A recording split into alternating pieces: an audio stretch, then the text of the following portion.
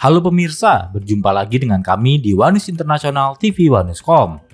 Berita Wanus Internasional hari ini bakal membahas Korea Selatan menggelar pameran persenjataan terbesar dalam sejarahnya pada Jumat, 17 Oktober 2025, menampilkan atraksi udara publik selama 3 hari termasuk demonstrasi jet tempur terbaru buatan dalam negeri KF-21.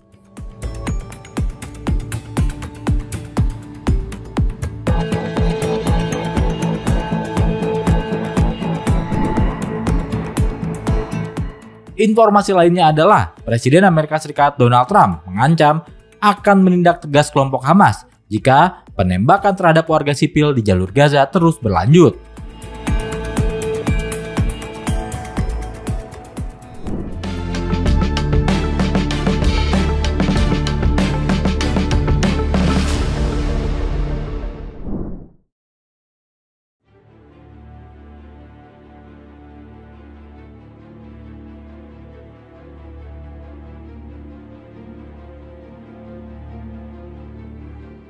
Media Israel mengungkap sisi kelam operasi militer negaranya di jalur Gaza.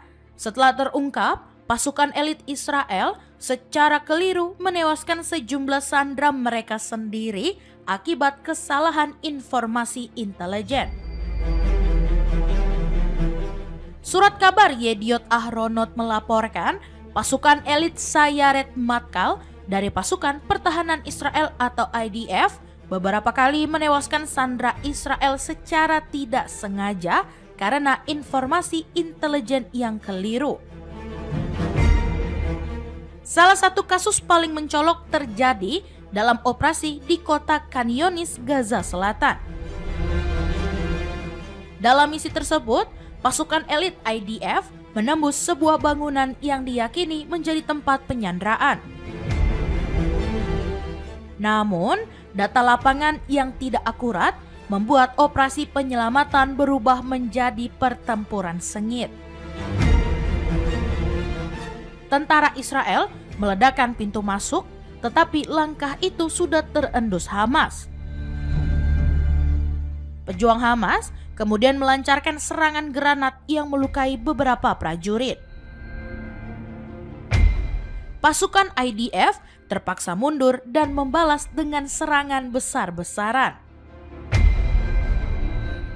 Dalam kekacauan baku tembak itu, sandera yang hendak diselamatkan justru tewas akibat ledakan dari pihak Israel sendiri.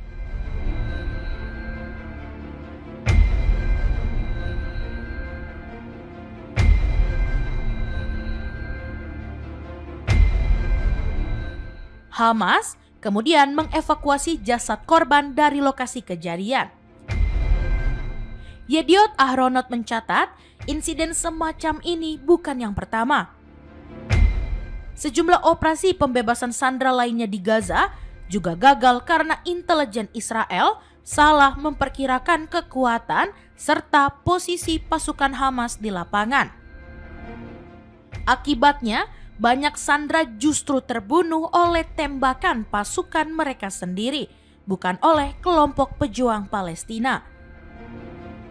Seorang pejabat Israel yang dikutip surat kabar itu menyebut adanya tekanan politik luar biasa untuk segera bertindak, terutama pada bulan-bulan awal perang. Namun, sebagian perwira senior seperti Mayor Jenderal Nitzan Alon yang memimpin pusat komando khusus justru menyerukan pendekatan lebih hati-hati demi menghindari korban jiwa di pihak sandera. Hamas sendiri menegaskan telah berupaya menjaga keselamatan para sandera dan berkali-kali memperingatkan Israel agar menghentikan pengeboman besar-besaran yang beresiko menewaskan mereka. Namun, peringatan itu diabaikan oleh militer Israel.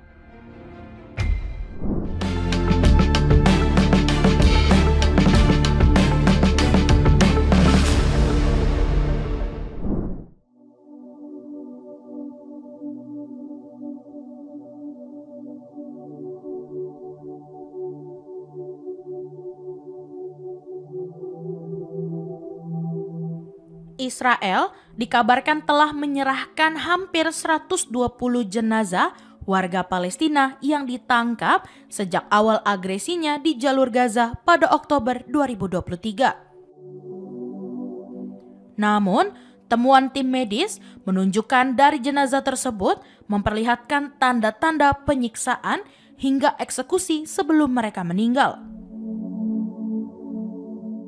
Laporan Al Jazeera pada Jumat 17 Oktober menyebut proses pengembalian jenazah itu memperlihatkan kondisi mengenaskan.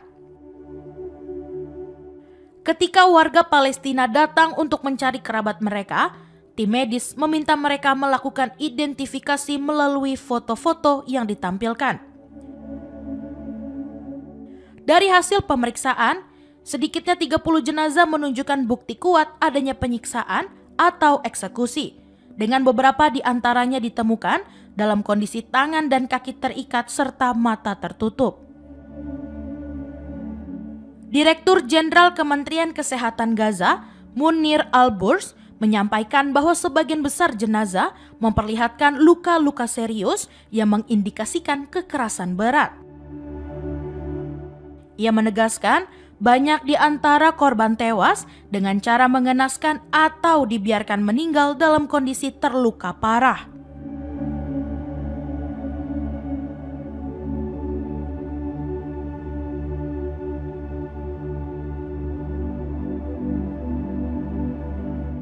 Salah satu keluarga korban, Akram Khalid Al-Manansra, berhasil mengenali anak laki-lakinya yang ditangkap pasukan Israel pada 7 Oktober. Ia mengatakan wajah anaknya hampir tidak bisa dikenali akibat penyiksaan. Namun, keluarga masih dapat mengidentifikasinya melalui tanda tahi lalat di hidung dan bentuk giginya. Masih banyak warga Palestina lain yang belum menemukan kerabat mereka hingga kini. Pengembalian jenazah dilakukan bertepatan dengan diberlakukannya fase pertama gencatan senjata antara Israel dan kelompok perlawanan Palestina. Kesepakatan itu mencangkup pertukaran tahanan dan sandera, penghentian sementara serangan, serta penarikan sebagian pasukan Israel dari Gaza jika situasi memungkinkan. Namun, pelanggaran kembali terjadi tak lama setelah kesepakatan diberlakukan. Pasukan Israel tetap melancarkan serangan di sejumlah wilayah Gaza yang menewaskan warga sipil.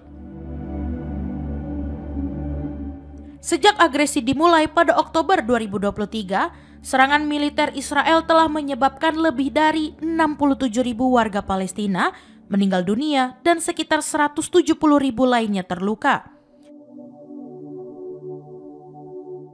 Ratusan ribu rumah serta fasilitas publik hancur, sementara jutaan penduduk terpaksa mengungsi dari tempat tinggal mereka.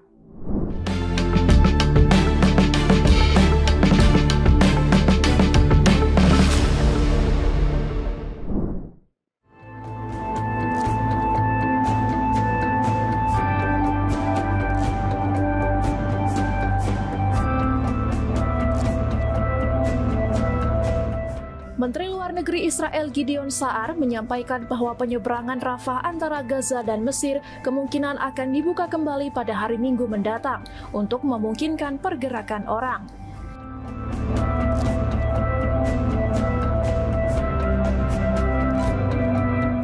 Sa'ar menyebutkan bahwa semua persiapan yang dibutuhkan sedang dilakukan untuk pembukaan kembali perbatasan tersebut.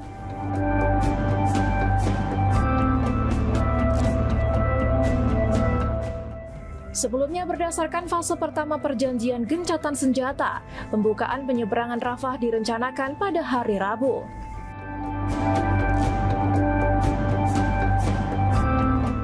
Namun, Israel menunda pembukaan pada hari Selasa karena Hamas belum menyerahkan sisa tahanan sesuai dengan batas waktu yang disepakati.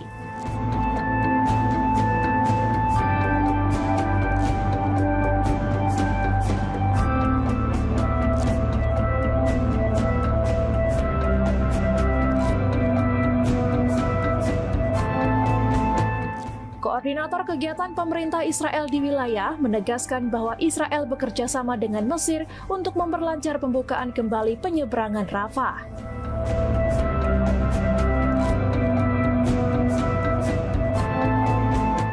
Tanggal pasti untuk membuka kembali jalur lalu lintas manusia akan diumumkan setelah semua persiapan selesai. Penyeberangan Rafah adalah jalur utama di ujung selatan Gaza yang menghubungkan wilayah tersebut dengan Mesir dan menjadi rute vital untuk bantuan kemanusiaan.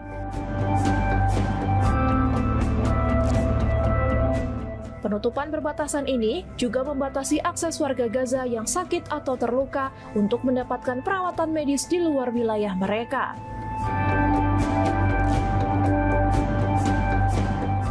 UNRWA memperingatkan krisis kemanusiaan yang sangat serius di Gaza, termasuk kekurangan tempat tinggal, makanan, dan ancaman kelaparan bagi penduduk yang kembali ke rumah mereka.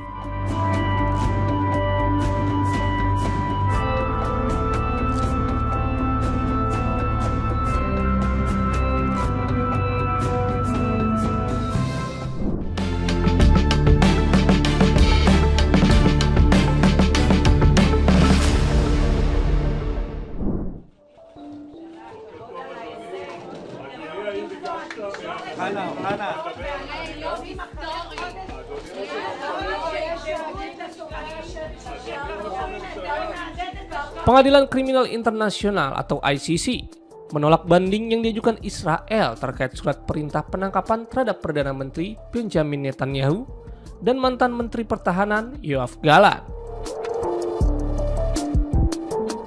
Keputusan tersebut memperkuat langkah ICC yang sebelumnya menuduh keduanya bertanggung jawab atas dugaan kejahatan perang dan kejahatan terhadap kemanusiaan di jalur Gaza. Salah satu media internasional melaporkan pada Sabtu 18 Oktober 2025 bahwa ICC menyatakan tidak menemukan dasar hukum untuk membatalkan surat perintah penangkapan selama proses pemeriksaan yurisdiksi masih berlangsung. Majelis Hakim dalam putusan setebal 13 halaman itu menegaskan bahwa perundingan yang diajukan Israel tidak memenuhi kriteria hukum untuk dapat diterima.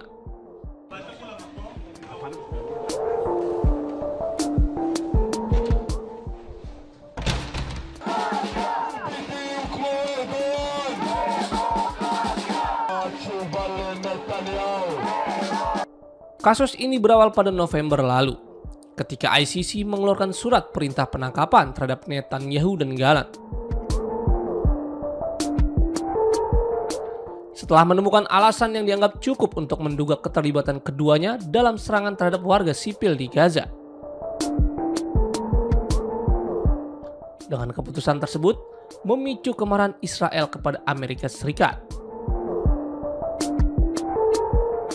Pemerintah Amerika Serikat saat itu, di bawah kepemimpinan Joe Biden, menyebut langkah ICC sebagai tindakan yang keterlaluan. Sementara Netanyahu menilai keputusan itu bermotif antisemit.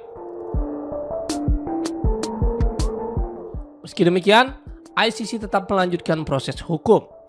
Pengadilan sebelumnya telah menolak permintaan Israel untuk membatalkan surat penangkapan pada Juli 2025. Dan kini tengah meninjau gugatan terpisah mengenai yurisdiksi lembaga tersebut dalam kasus Gaza. Hingga kini, belum ada keputusan final akan diputuskan terkait kewenangannya dalam menyidangkan kasus tersebut.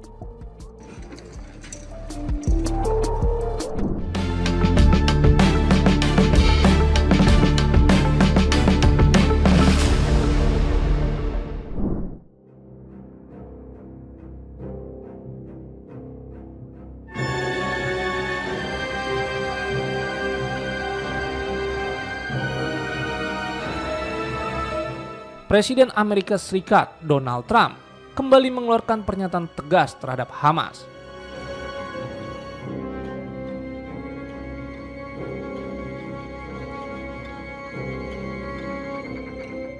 Hamas dilaporkan selama gencatan senjata menembaki warga sipil di jalur Gaza yang diduga berkolaborasi dengan Israel atau terlibat kejahatan.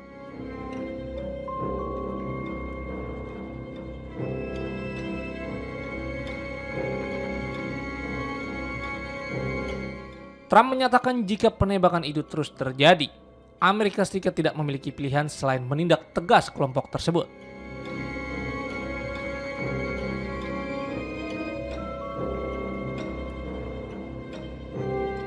Trump menyampaikan pendapatnya melalui media sosial Truth Social. Trump menegaskan bahwa jika Hamas terus membunuh warga sipil, Trump akan mengambil langkah tegas untuk menghabisi kelompok itu.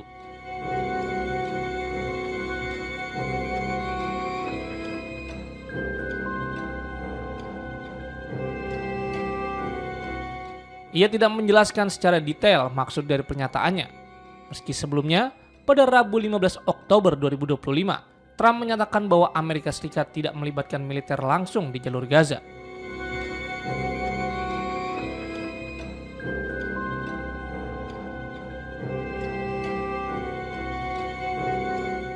Pernyataan Trump tersebut muncul beberapa hari setelah ia menilai penembakan dan eksekusi yang dilakukan Hamas di depan umum sebagai tindakan terhadap anggota geng dan bukan persoalan yang terlalu mengganggunya.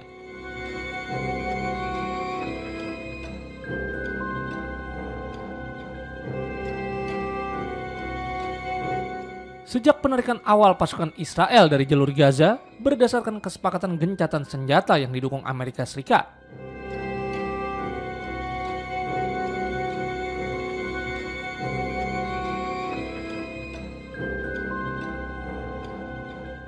Hamas mulai memperketat kontrol mereka di kota-kota yang hancur, melakukan penindakan keras, dan mengeksekusi orang-orang yang dituduh menjadi kolaborator Israel.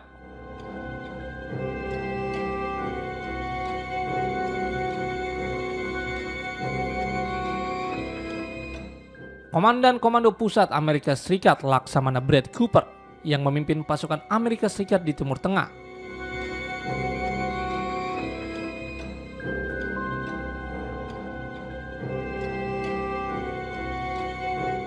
sebelumnya menuntut agar Hamas menghentikan penembakan terhadap warga sipil Palestina dan mematuhi kesepakatan gencatan senjata.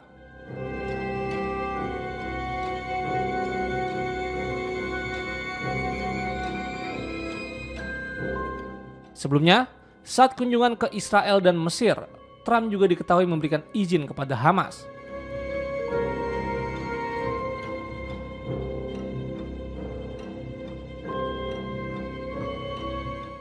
untuk melakukan operasi keamanan internal di jalur Gaza selama jangka waktu tertentu.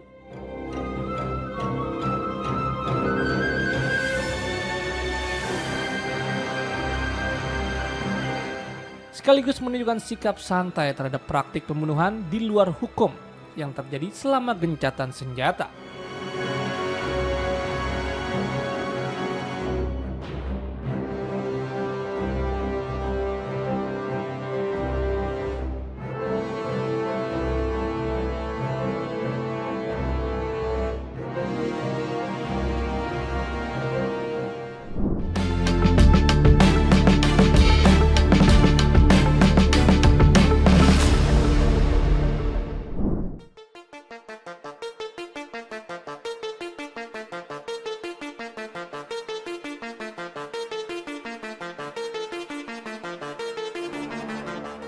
Rusia mengumumkan telah melancarkan serangan besar terhadap berbagai target di Ukraina, termasuk fasilitas industri militer.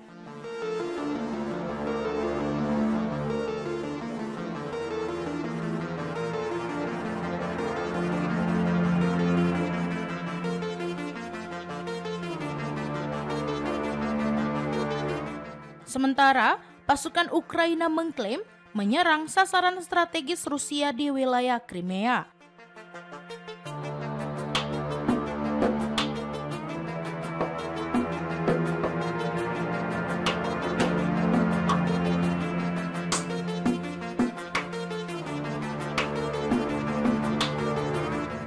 Kementerian Pertahanan Rusia pada Jumat 17 Oktober menyatakan bahwa pasukannya berhasil merebut 8 permukiman di sejumlah wilayah Ukraina selama sepekan terakhir.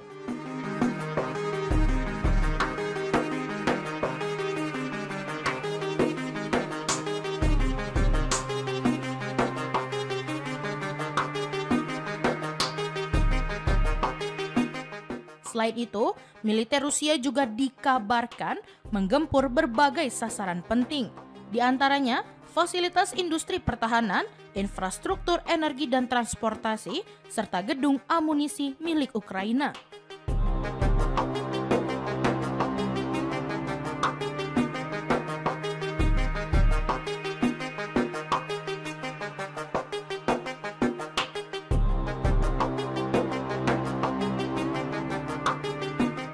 Dalam pernyataan yang sama, pihak kementerian menuturkan sistem pertahanan udara menembak jatuh lebih dari 1.300 drone Ukraina dalam sepekan.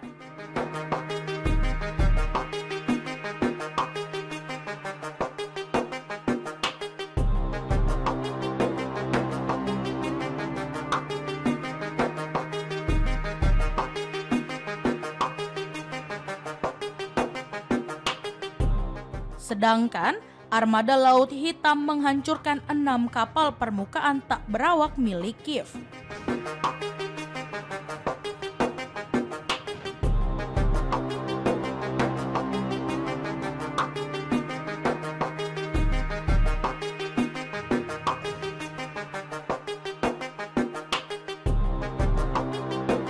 Sementara itu, Staf Umum Angkatan Bersenjata Ukraina melaporkan telah terjadi sekitar 80 pertempuran di 7 garis depan berbeda hingga Jumat sore.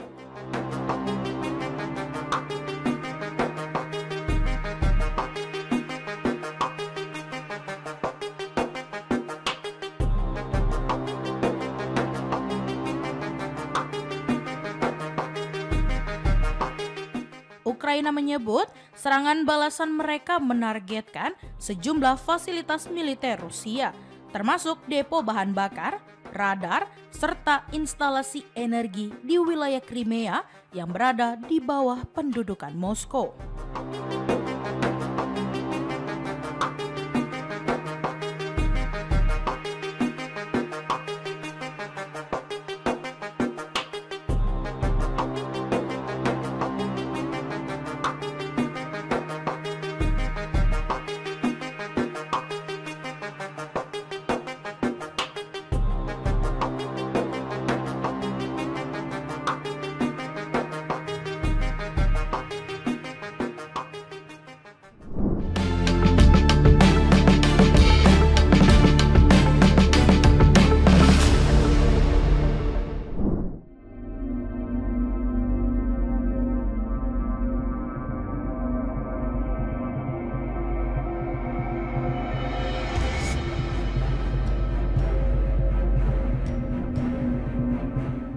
Perdana Menteri Slovakia, Robert Fico, menuding mantan Perdana Menteri Inggris, Boris Johnson, memiliki kepentingan finansial di balik upaya memperpanjang perang di Ukraina.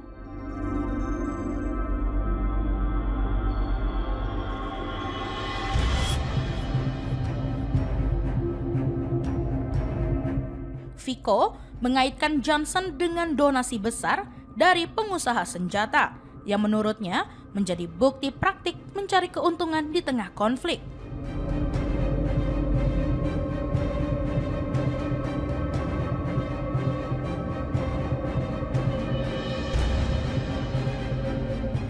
Dalam pidatonya di Parlemen Slovakia pada Kamis 16 Oktober 2025, Robert Fico mengutip laporan media Inggris yang mengungkap hubungan antara Boris Johnson dan pengusaha Christopher Harborn, pemilik sejumlah bisnis di sektor pertahanan.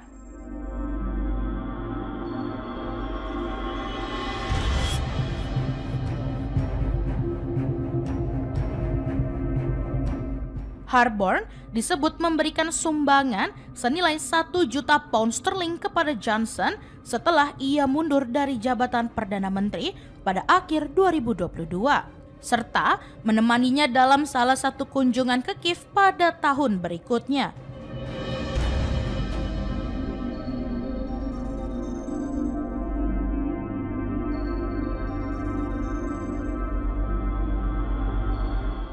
Fico menjadikan kasus itu sebagai contoh praktik korupsi dan keuntungan pribadi dari perang yang menurutnya marak terjadi di kalangan politisi Barat.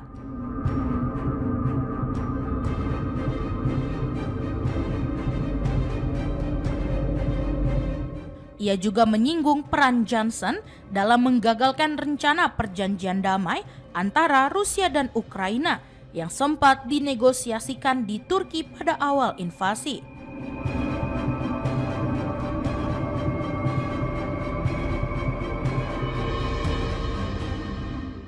Menurut Fico, Johnson sengaja mendorong agar perang terus berlangsung karena memiliki relasi dengan pihak yang mendapat keuntungan dari penjualan senjata.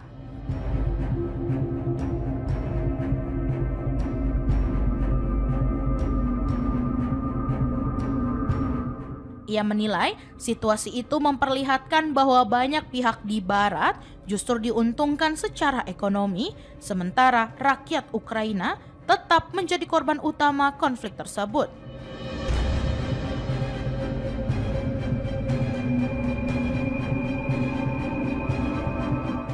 Selain menyoroti Johnson, Fico juga menyinggung kasus mantan Presiden Prancis, Nicolas Sarkozy, yang baru-baru ini dijatuhi hukuman 5 tahun penjara atas kasus pendanaan kampanye ilegal terkait sumbangan dari mendiang pemimpin Libya Muammar Gaddafi.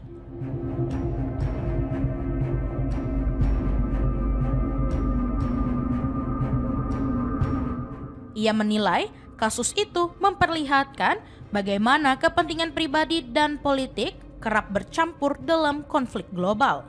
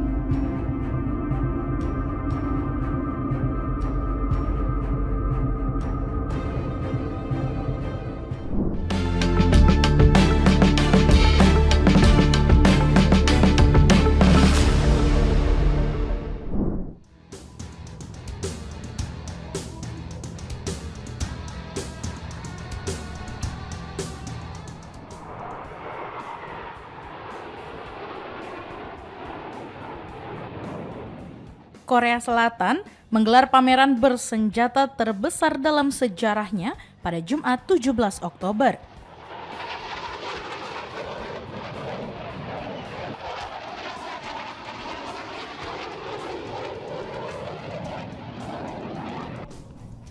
Menampilkan atraksi udara publik selama 3 hari, termasuk demonstrasi jet tempur terbaru buatan dalam negeri KF-21.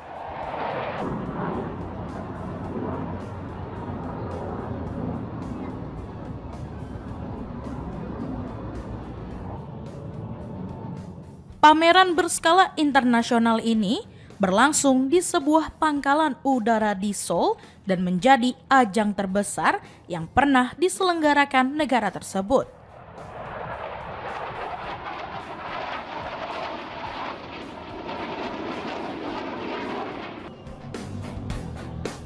Panitia menyebut sebanyak 600 perusahaan dari 30 negara ikut ambil bagian dalam Seoul International Aerospace and Defense Exhibition 2025, menjadikannya rekor partisipasi tertinggi sejak acara itu pertama kali digelar.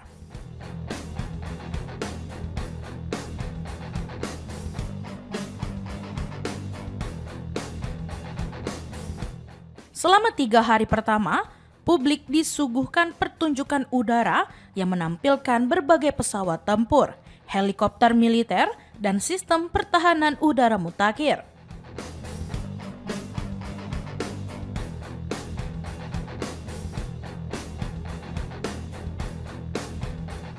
Salah satu momen yang paling menarik perhatian adalah penampilan jet tempur KF-21 Borame, hasil pengembangan industri pertahanan dalam negeri yang menjadi simbol kemajuan teknologi militer Korea Selatan.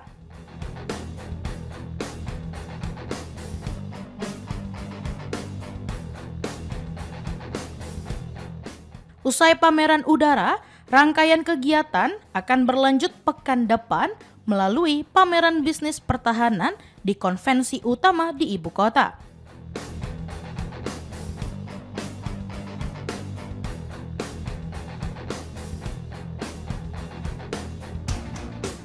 Agenda tersebut diharapkan menjadi wadah bagi kerjasama industri dan penguatan kemitraan internasional dalam bidang pertahanan dan teknologi penerbangan.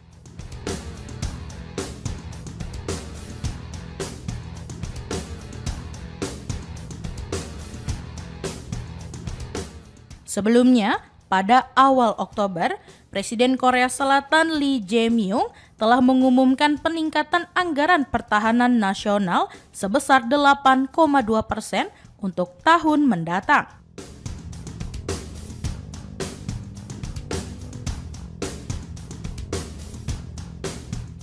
Total belanja pertahanan mencapai 66,3 triliun won atau sekitar 47,1 miliar dolar Amerika Serikat.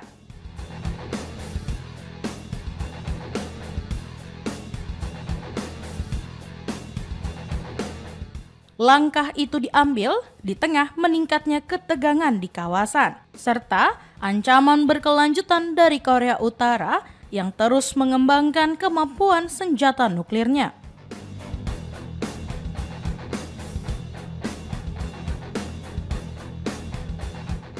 Pameran ADEX tahun ini tidak hanya menjadi ajang pamer kekuatan militer, tetapi juga simbol ambisi Korea Selatan untuk memperkuat posisi sebagai salah satu pemain utama dalam industri pertahanan global.